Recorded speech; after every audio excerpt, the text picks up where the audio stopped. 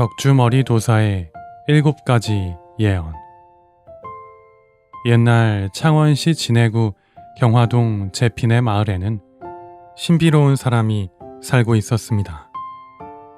그의 성은 김씨였고 덕주 또는 덕주라는 이름으로 불렸습니다. 그는 축지법을 구사하며 초인적인 능력을 지닌 사람으로 알려졌고 미래를 예언하는 능력도 가지고 있는 것으로 사람들 사이에 회자되었습니다. 마을 사람들은 그의 능력을 경외하며 그를 이인이라고 불렀습니다. 김덕주의 집은 장복산 꼭대기 바위들로 지어진 바위집이었습니다. 그는 직접 주변의 커다란 바위들을 짊어지고 날라서 집을 지었으며 출입문은 커다란 바위 하나로 되어 있어서 보통의 사람들은 그 문을 열 수 없었다고 합니다. 사람들은 이 신비한 집을 두고 덕주바위라고 불렀고 일본 사람들도 선인굴이라고 부르며 그곳을 신비로운 곳으로 여겼습니다. 김덕주는 길게 자란 머리카락을 단정히 하지 않고 늘 늘어뜨리고 다녔습니다. 이 때문에 지금도 머리를 단정히 하지 않은 사람을 보고 덕주머리 같다 라고들 말한다고 합니다. 그가 일상적으로 보여주던 특이한 행동들은 사람들의 기억에 깊이 남았고 그를 둘러싼 여러 이야기들이 전설처럼 퍼져나갔습니다. 그는 특히 미래에 대해 예언하기를 즐겨하였는데 그중 몇 가지가 후세에 의해 전해지고 있습니다. 당시에는 많은 이들이 그의 예언을 그저 뚱구름 잡는 막연한 이야기로만 여겼었습니다. 그러나 이후에 그의 예언들이 하나씩 실현되는 모습들을 보면서 사람들은 몹시 놀라워하기 시작했습니다. 김덕주가 남긴 첫 번째 예언은 흰 다리가 오면 나라가 망한다 라는 것이었습니다. 당시 우리나라에 들어온 일본의 해군 육전대가 진해에 자신들의 군항을 설치하려고 측량을 하러 올 때 그들이 다리에 흰 행건을 두르고 왔었기 때문입니다. 그리고 이후에 정말로 일본에게 나라를 빼앗기게 되었습니다. 김덕주의 두 번째 예언은 한일 거리에 큰 도시가 생길 것이다 라는 것이었습니다. 정말로 세월이 흐르며 한일 거리에는 경화동이라는 격자형 도시가 개발되었습니다. 세 번째 예언은 장사, 즉 이 오일장이 옮겨올 것이다 였습니다. 정말로 이후에 풍호동 해안지대에서 열리던 오일장이 일본 해군의 비행장 건설로 인해서 경화동으로 옮겨가게 되었을 때 사람들은 다시 한번 김덕주의 예언이 맞아떨어졌음을 확인했습니다. 네 번째 예언은 웅동에서 뱀들이 꼬리를 물고 몰려올 것이다 라는 것이었습니다. 이는 진짜로 뱀들이 온 것이 아니고 웅동의 9-4꼬리일 때가 수원지가 되어서 먼 곳에서 물을 끌어오는 뱀처럼 기다란 송수관이 설치되면서 사람들은 그 예언이 이루어졌다고 생각했습니다. 다섯 번째 예언은 벌통 같은 집에 살게 되면 세상 다 된 줄 알라 라는 예언이었습니다. 이는 정말로 오늘날에 벌통 같은 집의 형태를 띤 아파트가 등장하고 이 주택 문제가 여러 사회 문제들의 원인이 되면서 그 예언이 이루어져 가고 있는 것으로 보고 있습니다.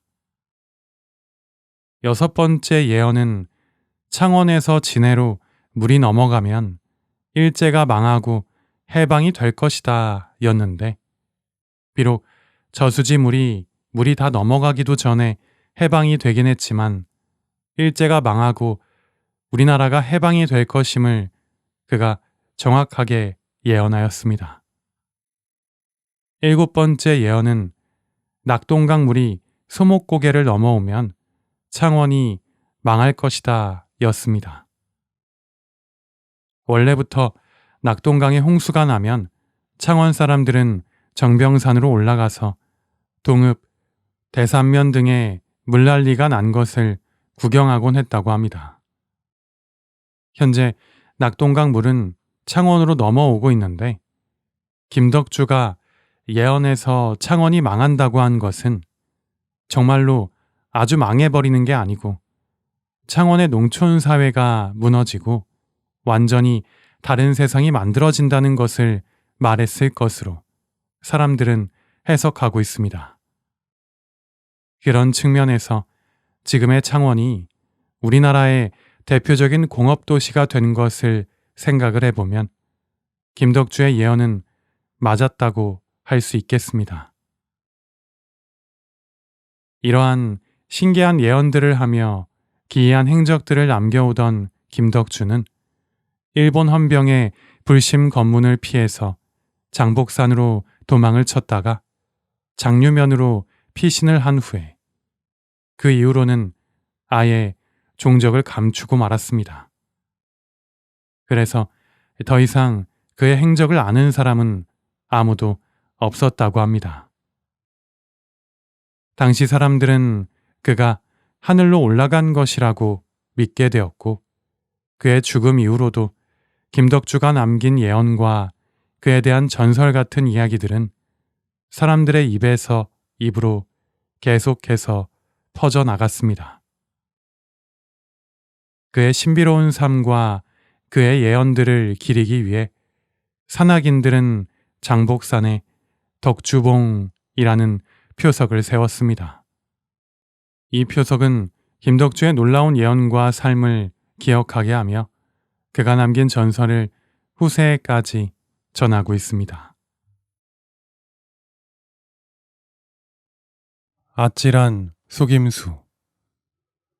옛날 어느 마을에 한 시골 아전이 군포, 그러니까 나라에서 군복무를 면제해주는 대신 거둬들이는 삼배나 무명을 바치고자 서울에 왔습니다. 그가 지닌 돈이 1000괭미가 넘었습니다. 그리고 당시 한양에는 알아주는 사기꾼 이용이란 사람이 있었는데 그는 돈 냄새를 워낙 잘 맡아서 이 아전이 큰 돈을 가지고 있다는 것을 눈치채고 그에게 친절하게 다가갔습니다. 그는 천부적인 화술을 통해 이 시골 아전에게 1000괭미가 넘는 돈이 있다는 사실을 확인했고 그가 묵을 곳을 정하지 못하고 있다는 것도 알아냈습니다. 이용은 아주 친근한 미소를 지으며 말했습니다. 아이고 나리, 그 낯선 서울에서 어디 묵을지 난감할 터인데 내 집으로 모시겠습니다. 한데 이거 내가 아무에게나 제안을 안 하는데 제가 나리를 보니 정말로 제 돌아가신 형님 생각이 나서 말입니다. 나리께서는 얼굴 생김새도 그렇고 목소리며 그 좋은 성품하며 제 형님하고 너무너무 비슷하십니다. 아유 형님, 어쩌다가 그렇게 일찍 세상을 뜨셨소. 나리를 보니 이거 제가 참 괜히 마음이 쓰입니다. 저에게 너무나 좋은 돈을 많이 버는 방법이 하나 있는데 가진 돈을 저에게 맡기시면 제가 며칠 안에 꽤 많은 돈을 버실 수 있게 만들어 드리겠습니다. 아전은 그 말에 귀가 솔깃해졌습니다. 정말 그럴 수가 있습니까? 그래도 아전이 망설이자 이용은 흥미를 잃었다는 듯 어깨를 으쓱대며 말했습니다. 예, 예. 아이 뭐. 그런데 뭐 제가 이것을 아무에게나 제안을 하는 것은 아닙니다. 마침 제 친구 놈에게 마지막으로 제안을 해보려고 하던 차에 제 돌아가신 형님과 닮으신 나리께 괜시리 마음이 쓰여서 혹시나 하고 말씀을 드려봤습니다만 아무래도 영 못 믿어오시겠죠? 이해합니다. 저는 그럼 친구에게 가보겠습니다. 부디 앞으로 하시는 일 다 잘 되셨으면 좋겠습니다. 이용이 그렇게 말하고는 아무 관심 없다는 듯이 무심하게 가려하니 야전이 다급해졌습니다. 아니야. 이렇게 좋은 제안을 해주는데 내가 마다하면 안 되지. 그 친구에게 가지 말고 나 해주시오다. 내가 믿고 맡기겠소. 순진한 아전은 큰 돈을 벌 수 있다는 욕심에 눈이 멀어서 그만 전 재산을 이용에게 넘겨주었고 이용은 마치 대단한 장사라도 시작하는 것처럼 아침 저녁으로 돈을 벌어들이는 것처럼 꾸며댔습니다. 열흘가량이 지나면서 아전은 돈이 불어나고 있는 것이라 믿으며 매우 기뻐했습니다. 그러던 어느 날 이홍이 의미심장한 미소를 지으며 아전에게 다가와 말했습니다. 나리, 혹시 남산의 경치를 보신 적이 있습니까? 이곳 한양에서 남산만큼 멋진 곳이 없습니다. 오늘 저와 함께 그 경치를 즐기러 가보는 것이 어떻겠습니까? 아전은 그 말에 또 솔깃해져서 흔쾌히 따라 나섰습니다. 이용은 술 한 병을 챙겨서 인적이 드문 남산으로 아전을 데리고 올라갔습니다. 그곳에 도착하자 이용은 혼자서 술을 다 마시고는 갑자기 목 놓아 슬프게 울기 시작했습니다. 당황한 아전이 물었습니다. 이보시오. 도대체 왜 그러시오? 응? 이까지 술 한 병에 취해서 울어버리다니. 그게 어찌된 일이오? 그러자 이홍은 눈가를 닦으며 애잔한 목소리로 대답했습니다. 아전날이 한양이 이렇게 아름다운데 내가 이곳을 떠나야 하니 어찌 눈물이 나지 않겠습니까? 말을 마친 이용은 품속에서 밧줄을 꺼내더니 소나무 가지에 걸고 스스로 목숨을 끊으려는 신용을 했습니다. 이용이 절벽 아래로 뛰어내리려는 신용을 해대자 아전은 크게 놀라서 다급히 그를 말리며 까닭을 물었습니다. 그러자 이용은 한숨을 쉬며 답했습니다. 그게 날이 돈 때문입니다. 제가 어디 남의 돈 한 푼 속여 먹을 사람입니까? 그런데 하필이면 그동안 다른 사람을 잘못 믿었다가 나리가 맡기신 돈을 모조리 떼이고 말았습니다. 하지만 나리가 언젠가는 저에게 돈을 독촉할 테니 차라리 제가 지금 죽는 게 낫지 않겠습니까?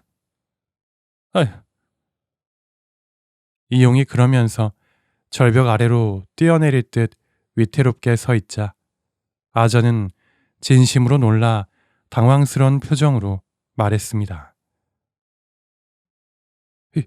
이보게, 그러지 말게, 죽지 말게. 내가 돈 얘기는 입 밖에도 내지 않겠네. 그러니 목숨을 끊겠다는 생각은 버리시게나. 아이 어찌 그러는가.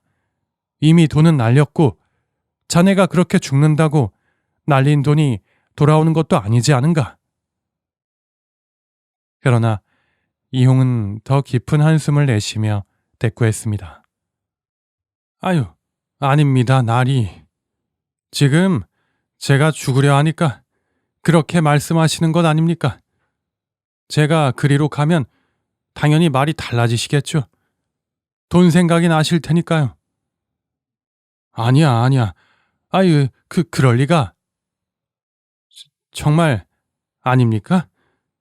제가 믿어도 되겠습니까? 아유, 그럼.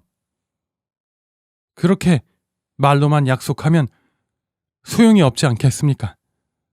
문서라도 쓰지 않으면 나중에 나리가 말을 바꿔서 돈을 요구하면 나는 그걸로 또 사람을 잃고 믿음을 잃고 괴로워하지 않겠습니까? 그럴 바에는 차라리 내 죽겠습니다. 그 말을 들은 아전은 가슴이 조마조마해졌습니다. 이러다 정말로 이 사람이 죽으면 내가 함께 있었으니 살인 혐의까지 받게 되는 것 아닌가? 아유. 그는 다급히 보찜에서 지필묵을 꺼내고는 종이에 맡긴 돈을 모두 돌려받았다는 증서를 써주었습니다. 자, 자네가 이걸 가지고 있으니 내 이제 정말로 돈 얘기를 꺼내지 않을 것이야. 그러니 어서 이리 오게나. 어서. 증서를 받아든 이용은 마침내 고개를 끄덕이며 밧줄을 풀고는 옷을 털어댔습니다. 아이, 그렇다면 제가 목숨을 버릴 이유는 없지요. 아유, 고맙습니다. 나리. 그렇게 이용은 여유로운 미소를 지으며 집으로 돌아왔고 그날 밤 아전을 그대로 문 밖으로 쫓아내버렸습니다. 이 아전은 돈을 모두 잃고 빈털터리가 되어 쫓겨나 버린 셈인데 이 일이 그냥 잘 넘어가는 줄 알았으나 결국 아전은 자신이 속았다는 것을 뒤늦게 깨달아서 판관에게 가서 이용에게 당한 일들을 모두 말했습니다. 그러자 판관은 이용을 붙잡아다가 볼기 100대를 치게 했습니다. 이용은 거의 죽을 만큼 맞았으나 결국 어찌어찌 살아남았다고 합니다. 전보 남편 곤보 부인 8화. 뿌린 대로 거둔다. 전보는 열심히 산길을 걸어 어느새 산 너머에 있는 큰 마을에 도착했습니다. 일단 다짜고짜 오기는 왔는데 어찌해야 하는 거지? 여기 장터에서 콩을 사가지고 우리 집으로 보내기 위해서는 돈이 엄청 많이 필요할 텐데 말이야. 그러니까 돈을 더 빌리던지 콩을 보내는 비용을 나중에 지불한다고 하던지 해야 하는데. 전보는 난감했습니다. 그러나 가만히 있는다고 될 일은 없었기에 전보는 우선 장터로 가서 그 마을의 가장 큰 곡물상을 찾아갔습니다. 뭐 보러 오셨소이까? 우리는 짜잘짜잘하게 거래하는 곳은 아니오. 가족용은 저 옆에 작은 가게들로 가보시고. 전보의 행색을 보고 잘못 찾아왔다 생각한 상인의 말에 전보는 손을 내저었습니다. 아니요. 그 콩을 대량으로 구입을 하려고 하는데요. 그렇소이까? 그래, 얼마나 사려고 하시오? 예, 그것이. 전보는 필요한 콩의 양을 말하고 대략적인 가격을 들었습니다. 정말 딱 콩을 사고 나면 돈이 하나도 남질 않는구나. 전보가 그리 생각을 하며 망설이자 상인이 살짝 이맛살을 찌푸리며 물었습니다. 아이, 그래서 살 거요, 말 거요? 아, 사야지요. 살 건데. 근데 그 콩을 받아야 하는 곳이 저 산 너머 마을이라서요. 에? 산 너머 마을 말이요? 아니, 저 남쪽에? 예. 그 운송비가 얼마나 들지? 아이, 거기서 왜 여기까지 콩을 사러 와? 그것도 그 많은 양을? 아이, 그럼 운송비가 더 들지. 콩값보다 2배는 더 들 것이오. 요즘 인건비가 얼마나 비싼데? 아, 그렇군요. 저기, 그러면 제가 콩을 살 테니까 그 운송비는 어떻게 잠깐 외상으로 안 되겠습니까요? 저희가 그 콩으로 된장을 만들어 팔고 나서 돈이 생기면 꼭 갚겠습니다. 예? 전보의 말에 상인은 어이없다는 표정을 지었습니다. 야, 아니 왜? 차라리 콩도 외상으로 달라 그러시지? 이보시오. 생각을 해보시오. 그럴 일은 없겠지만, 아이, 큰맘 먹고 우리가 운송비를 외상으로 해서 그 많은 콩을 보내줬다 칩시다. 아유, 정말 감사합니다. 응? 아니, 그러겠다는 게 아니고, 그랬다 치자고. 이 사람 이거 은근슬쩍 아주. 자자, 그런데 만약에 당신들이 돈을 안 갚으면 그럼 어찌 되는지 아시오? 어떻게 되는데요? 뭘 어떻게 돼? 우린 망하지. 그냥 쫄딱 망하는 거야. 아이, 그런데 우리가 꼭 갚을 거라니까요. 아, 필요하면 차용증? 네, 뭐 그런 것도 쓰겠습니다. 하하이, 이거야 원. 내가 40평생 살면서 가장 많이 당한 거짓말이 뭔 줄 아시오?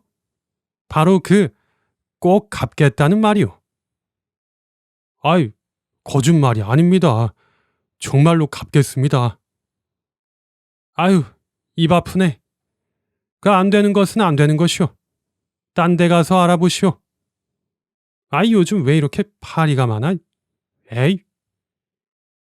상인은 갑자기 작은 빗자루를 들어서 휘휘 전보 앞을 휘저어댔습니다. 아유 참. 전보는 그 빗자루질에 뒷걸음질을 치다가 이내 어쩔 수 없이 가게를 나왔습니다. 어휴, 다른 가게로 가보자.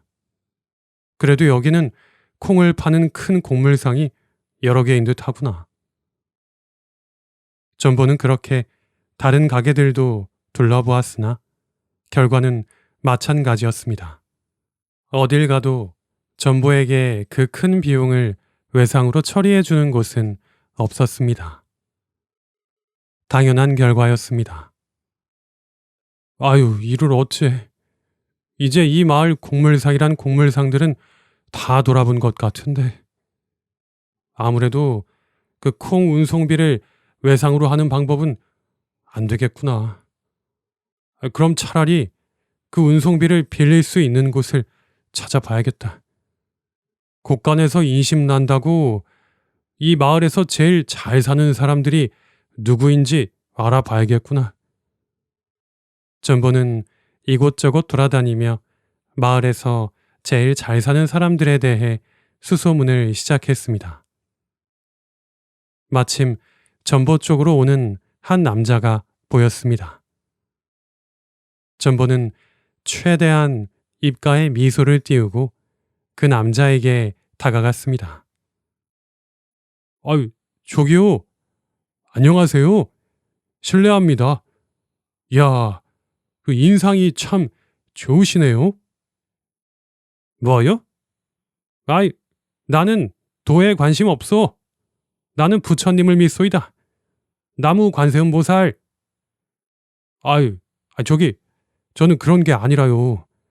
여쭤볼 게 있어서 그런 겁니다. 아이, 그러셨어? 난 또 뭐라고? 그 뭘 물으시게? 이 마을에서 제일 돈이 많은 사람이 누구랍니까? 예? 하이, 내가 또 이런 질문은 처음 듣네. 나요, 나. 내가 바로 제일 돈이 많소. 아, 아유, 정말입니까? 야, 마침 잘 만났네요. 아이, 이 사람아, 뭘 그렇게 바로 믿어? 싱겁게. 참 그랬으면 좋았겠지만 실은 아니오. 나는 쥐뿔도 없소이다. 농담이었소. 왜? 아유, 미안하오, 미안해. 아니, 돈 많은 사람은 왜 찾으시오? 뭐, 돈이라도 꾸시게? 어? 예, 맞습니다. 어떻게 아셨어요? 제가 좀 큰 돈을 꿔야 해서요. 기왕이면 제일 부자인 사람한테 가서 돈을 꿔보려고 합니다. 아하, 그렇구만. 이 마을에서 부자라고 스스로 말할 수 있는 사람은 왕부자뿐이요. 그 친구 말고는 없지. 야, 친구십니까? 그럼 소개 좀 해주세요. 아이, 그 친한 사이는 아니고 그는 나를 모르지만 나는 그를 알지. 예. 그럼 왕부자 댁은 어디랍니까? 자, 저 한번 쭉 보시오. 어디겠소? 행인의 말에 전보가 마을을 쭉 둘러보다가 문득 다른 집과는 다르게 유달리 커다란 한 건물을 발견했습니다.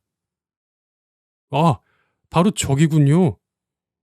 아이, 이 사람아, 저기는 관하고 사또한테 가서 돈 꾸시게? 아유, 그렇군요.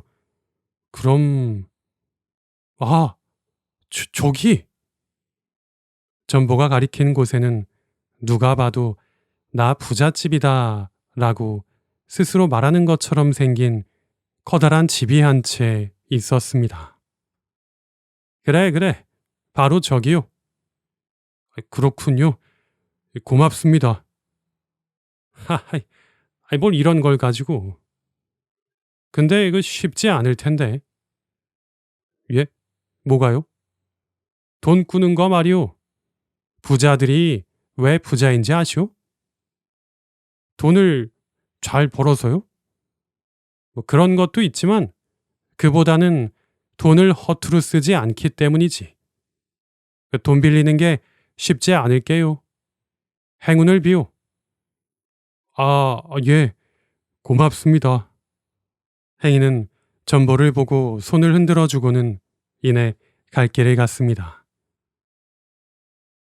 전보는 행인이 알려준 왕부자의 집을 보며 주먹을 불끈 쥐었습니다. 이제 저기 가서 콩 운송비를 빌리는 것 말고는 다른 수는 없다. 해보자. 될 때까지 해보는 거야. 아자.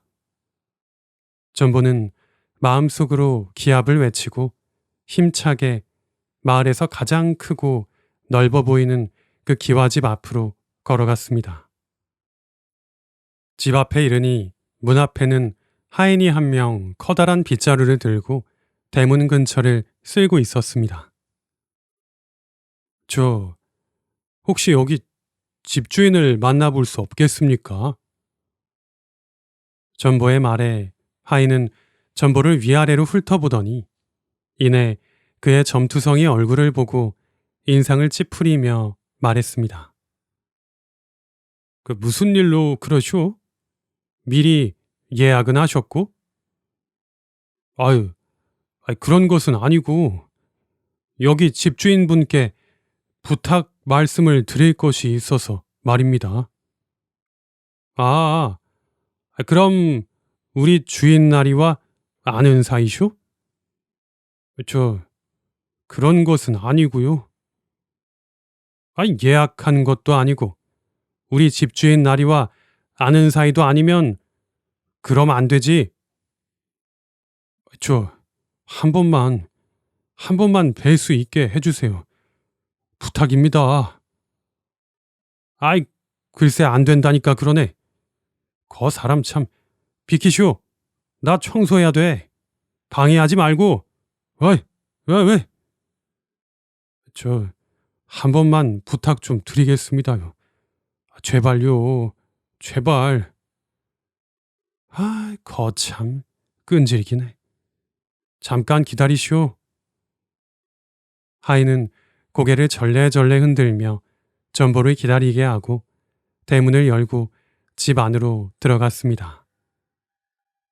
그런데 그때 전보는 왠지 자신이 머슴 생활을 할 때가 떠올랐습니다. 아, 맞다.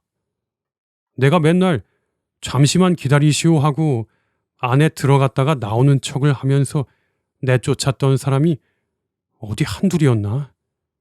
분명히 절해놓고 묻지도 않고 안 된다고 할 게 뻔하지. 허면 기회는 지금뿐이다. 전보는 하인이 대문을 열고 안으로 들어가며 문이 다시 닫히기까지의 그 순간을 놓치지 않고 최대한 빠르게 그 틈으로 몸을 비집어 넣었습니다. 성공이다. 전보는 순식간에 대문 안으로 진입하는데 성공했습니다.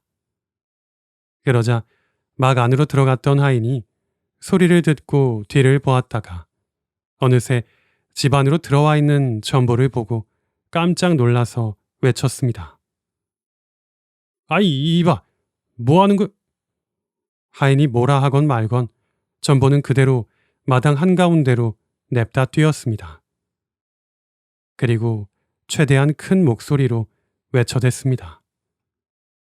왕 부장님, 왕 부자나리, 제발 한 번만 저를 만나주십시오. 부탁드리겠습니다. 전보는 계속해서 같은 소리를 외쳐댔습니다.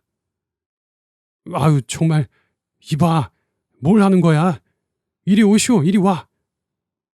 하인이 어쩔 줄을 몰라 하며 전보를 쫓아다니고 다른 하인들도 그제서야 상황을 파악하고 하던 일을 놓고 전보를 붙잡으러 달려왔습니다.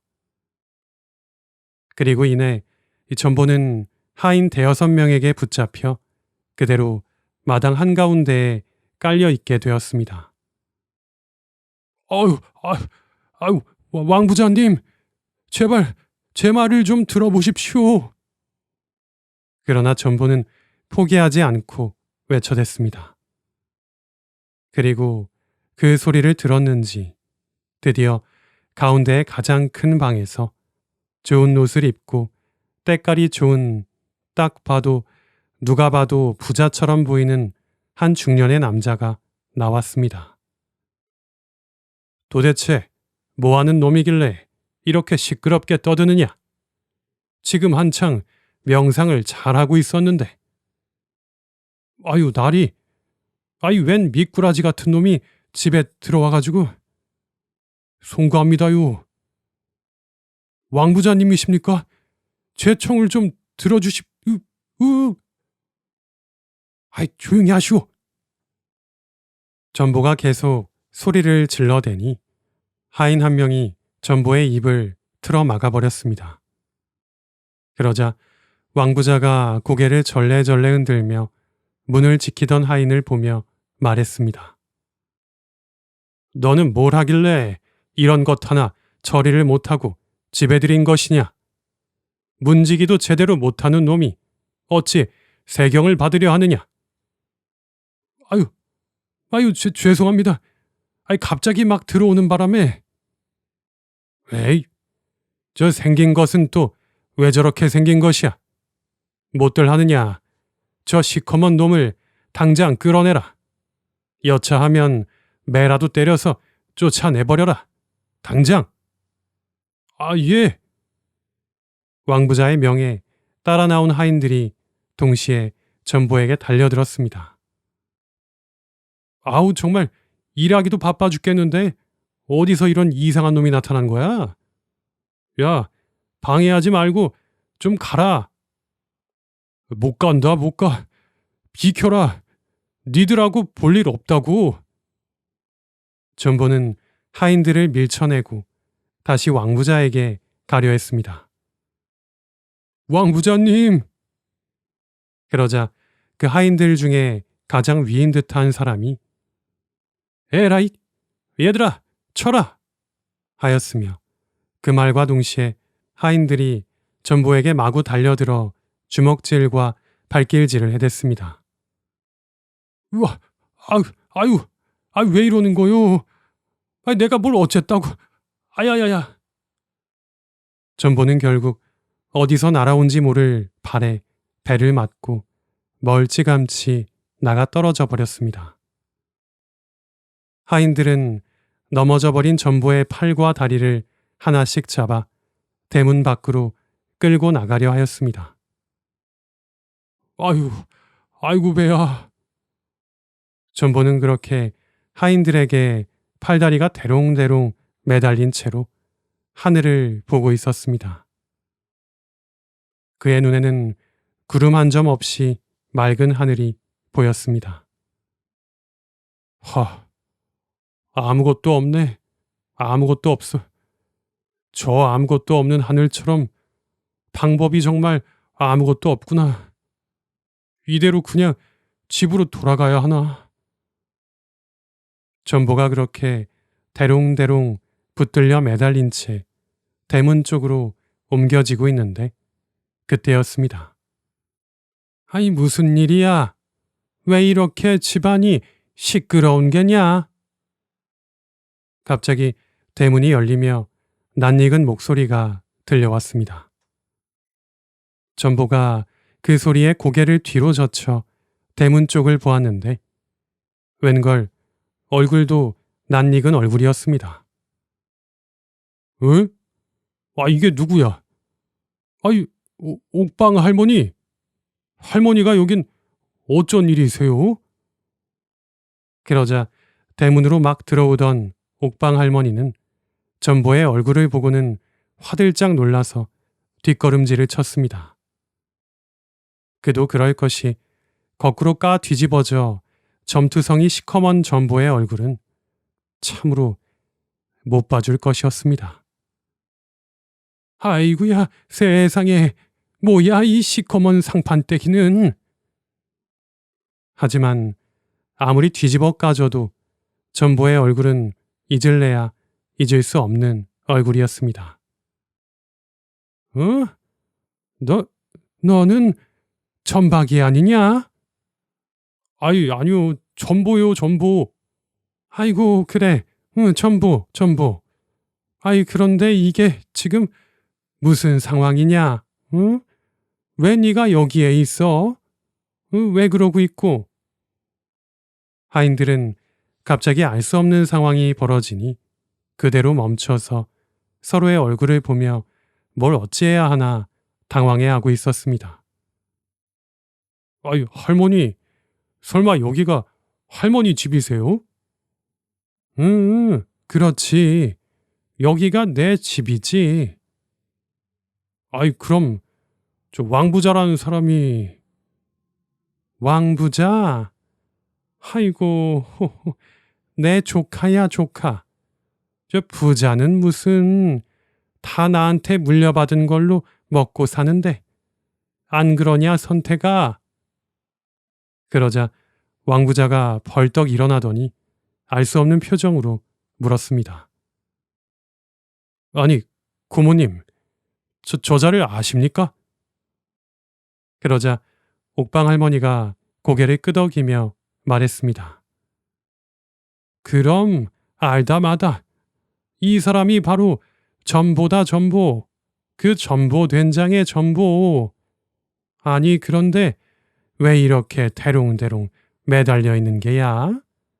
뭐 재밌는 놀이라도 하고 있는 것이냐? 그러자 전보가 고개를 저었습니다. 아니요. 저 지금 두들겨 맞고 쫓겨나는 중이에요. 뭐라고? 야, 이놈 왕선택이! 너 이게 무슨 짓이냐? 응? 너희들 당장 내려놓지 못하느냐? 왕옥방 할머니의 호령에 하인들은 깜짝 놀라서 그대로 전보를 내려놓았고 왕부자 왕선택은 허겁지겁 전보와 왕옥방 할머니가 있는 곳으로 달려왔습니다. 아이고야, 아이고, 이런 세상에. 제가 은인을 몰라 뵙고 당신이 바로 그 전보된장의 전보님이시군요. 제 고모님하고 제 부인을 구해주시고 잘 돌봐주신 은인께 제가 큰 무례를 저질렀습니다. 죄송합니다. 아이고 진짜 성함을 말씀을 하시지. 아유, 이게 어떻게 된 거지? 전보는 갑자기 급변한 이 상황에 어리둥절하며 머리를 극적였습니다. 호호, 전보야, 그거 안 그래도 내 조만간 한번 놀러 가려고 했었는데 그 잘 왔구나. 내가 여기 있는 것을 모르고 왔니? 그럼 우리 조카를 보러 온 것이겠구나. 예? 아, 예, 맞습니다. 아, 저를 보러 오신 겁니까? 아, 이럴 수가. 얘들아, 못들 하느냐? 어서 귀빈을 모셔라. 전보님, 제가 의원을 부를 테니 안으로 함께 들어가시지요. 그래, 전보야. 일단 들어가자꾸나. 예, 예. 그렇게 왕부잣집 대문을 간신히 들어온 전보는 얼떨결에 안방까지 무혈은 아니고 유혈 입성에 성공하게 되었습니다. 잠시 후 왕부자가 부른 의원이 달려와 전보의 상처들을 봐주었고 워낙 튼튼한 전보였기에 어디 부러지거나 크게 다친 곳은 없었습니다. 아이고, 다행이구나 전보야. 너 어디 하나 부러지기라도 했으면 내가 저 못난 조카놈 똑같이 만들어줬을 거야. 아유, 전보님, 다시 한번 정말 죄송합니다. 예? 아니에요. 아이, 여기가 설마 옥방 할머니 댁이었을 줄이야. 그러고 보니까 할머니 성씨가 왕씨였죠. 왕옥방. 서방님, 저희가 말씀을 드렸었잖아요. 우릴 도와주신 분이 얼굴에 점이 가득하고 못생기고 시커멓고 산토적같이 생겼었다고요. 예? 아이 그게 무슨... 그래 선태가 내가 몇 번을 얘기했느냐. 아주 생긴 것은 눈 뜨고는 봐주기가 힘들지만 마음이 참 따뜻한 사람이었다고. 그렇게 얘기를 많이 해줬으면 한 번에 알아봐야 할 거 아니냐. 아이 다들 좀... 아이고 죄송합니다 전보님. 제가 말로만 들었지. 이렇게 시커멓고 못생기고 산토적 같은 사람은 처음 보는지라 너무 깜짝 놀라서 미처 생각도 못하고 그냥 어디 되먹지 못한 물애배 하나가 집에 쳐들어왔구나 생각을 하였습니다. 정말 죄송합니다. 그래 제대로 사과를 해야 할 것이야. 맞아요. 제대로 사과하세요. 와, 진짜 그 말씀들이 너무 심하신 거 아닙니까? 그 옥방 할머님이랑 며느님도 사과해요 저한테. 에? 뭐가? 네? 뭘요? 에라이. 하여간 사실 허락도 없이 대문을 비집고 들어온 제 잘못도 크죠. 남의 집인데. 그쵸. 그건 그렇습니다. 뭐라고? 선택이 너 이놈? 서방님. 아니 왜 자꾸 저한테만 뭐라 그럽니까? 고모님, 부인, 자꾸 이러면 나 삐져요. 에라이 못난 놈. 서방님도 참. 하하하하. 정말 화목한 가족이네요. 하하하. 그럼. 우리가 또 한 화목하지. 맞습니다. 맞아요.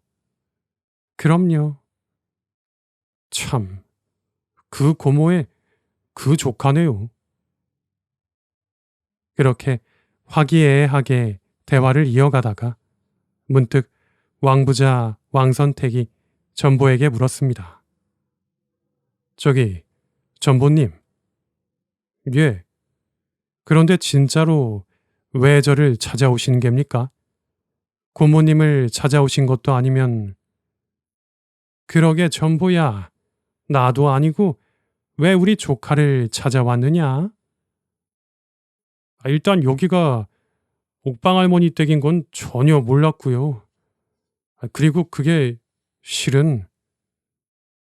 전보는 잠시 머리를 극적이다가 어차피 이렇게 되는 거 어쩔 수 없다 생각을 하고 자신이 이 왕부자 집을 찾아온 이유를 자세히 설명했습니다. 예, 이렇게 저렇게 돼가지고 결론적으론 여기가 제일 부잣집이라길래 돈 꾸러온 거죠. 전부의 말에 왕부자가 어이가 없다는 듯이 말했습니다. 아니, 김부자 그 욕심쟁이 놈, 그런 못된 짓을 하다니. 조카야, 걔가 네 친구냐? 너한테 그런 되먹지 못한 친구가 있었니? 예? 아닙니다. 친구라니요. 그냥 아무래도 인근에 크게 사업하는 사람이다 보니까 종종 만나서 이런저런 세상 돌아가는 이야기를 나눈 것뿐이죠. 처음 만났을 때부터 어째 느낌이 싸해서 말입니다. 일부러 막 친하게 지내지는 않았어요.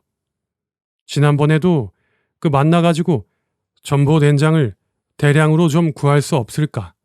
그거 물어보고 말았습니다. 그렇구나. 조카야, 그런 놈하고는 앞으로 말도 섞지 말거라.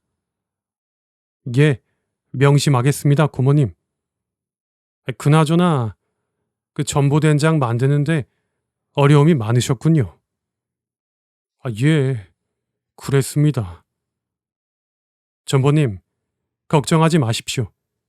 제가 전보된장을 만드시는데 지장이 없게 전폭적으로다가 지원을 아끼지 않겠습니다. 그래야지. 잘 생각했다, 조카야. 서방님, 멋져요. 아이, 정말이십니까? 당연하지요. 우리 가족의 은인이신데. 제가 물심양면으로 도와야지요. 콩이 부족하다 하셨지요. 필요하신 만큼의 콩을 구입해서 돌아가시는 길에 함께 댁으로 보내드리겠습니다. 운송도 걱정하지 마십시오. 제가 수레와 일꾼들을 모두 대겠습니다. 왕부자의 말에 전보는 그대로 넙죽 엎드려서 절을 하며 말했습니다. 아유, 정말 감사합니다.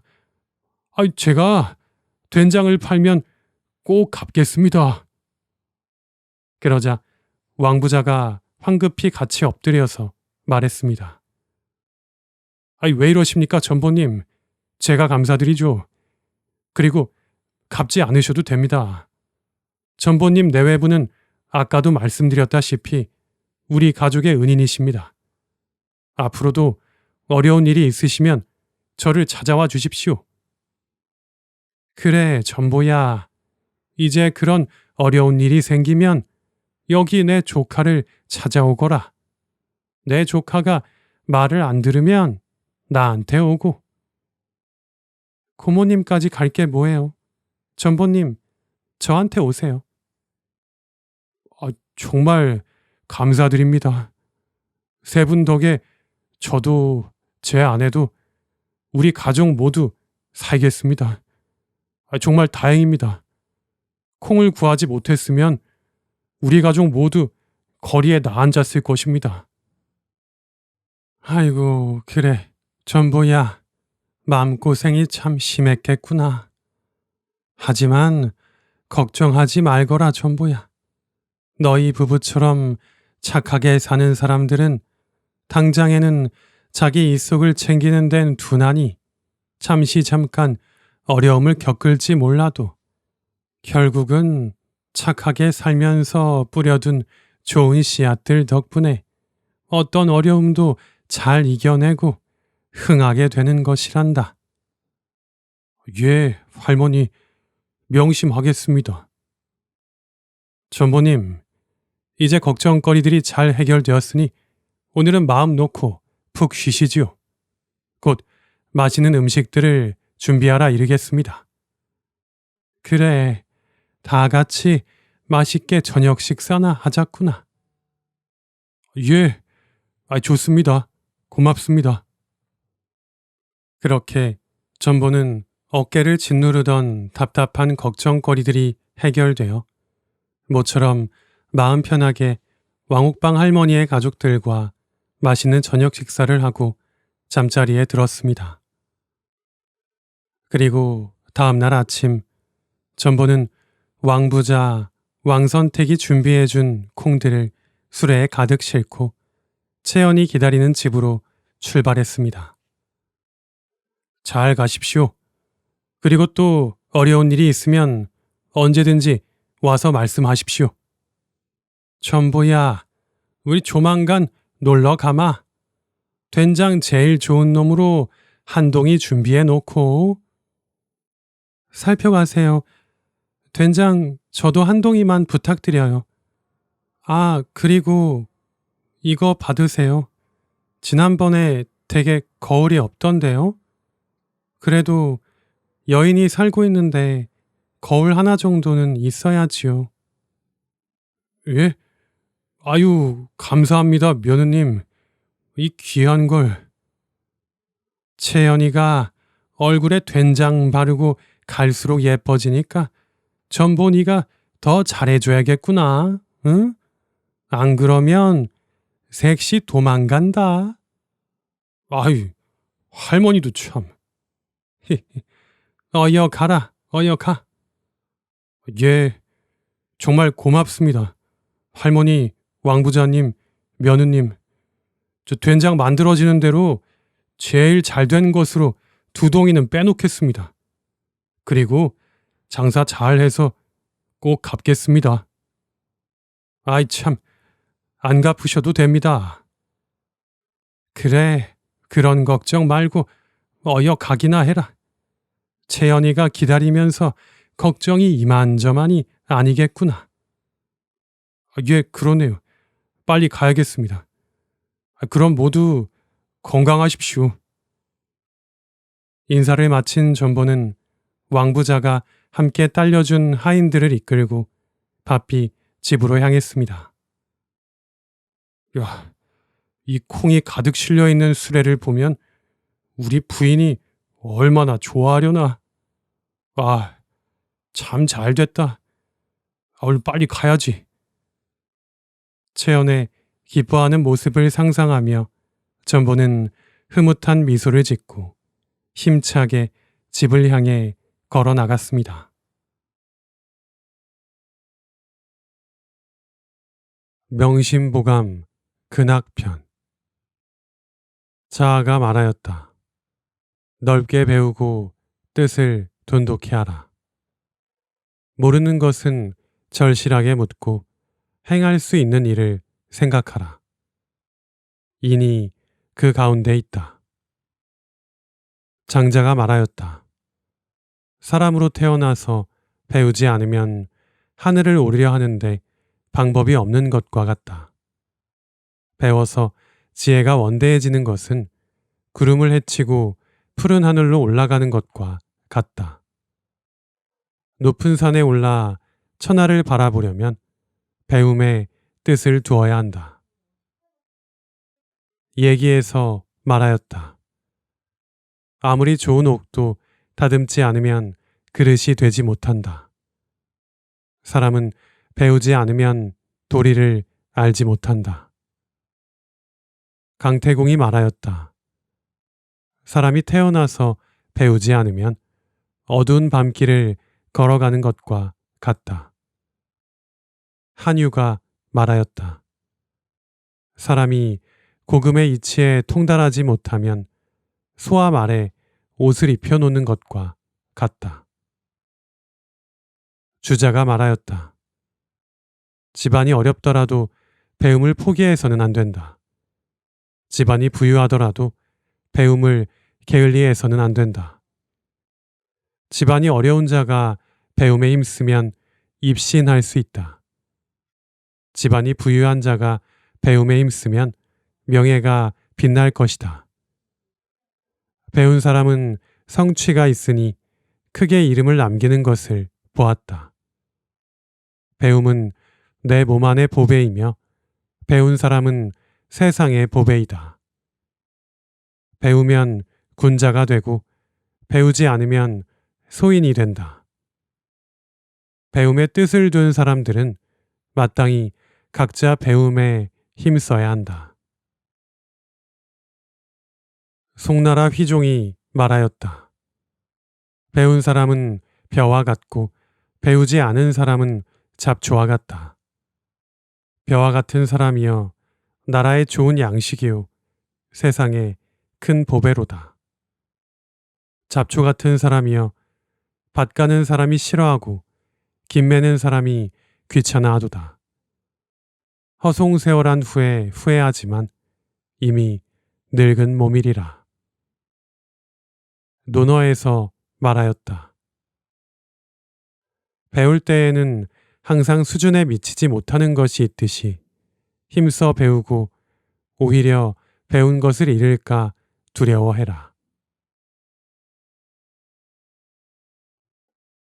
잘자쌤, 오늘의 이야기는 여기까지입니다.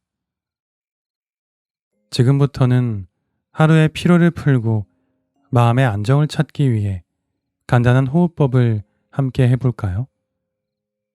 먼저 편안하게 앉거나 누워주세요. 천천히 눈을 감고 깊게 숨을 들이마십니다. 천천히 가능한 한 많은 공기가 폐속에 가득 차도록 해주세요. 그 다음 천천히 숨을 내쉽니다. 내쉬는 동안 오늘의 모든 걱정과 스트레스가 함께 흘러나간다고 상상해 보세요. 한 번 더 깊게 숨을 들이마시고 내쉴 때는 몸의 긴장이 풀리도록 더욱 천천히 내쉽니다. 이렇게 호흡을 몇 번 반복하시면서 몸과 마음이 점점 더 편안해지는 걸 느껴보세요.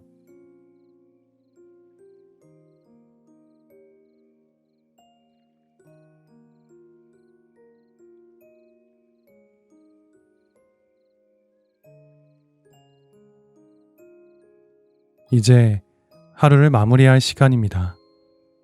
오늘의 모든 것을 내려놓고 편안한 마음으로 내일을 맞이할 준비를 하세요. 좋은 꿈 꾸시고 내일 더 상쾌한 마음으로 다시 새로운 하루를 시작하시기 바랍니다. 오늘도 저의 이야기를 들어주셔서 감사합니다. 꿀잠님들 모두 잘 자셈.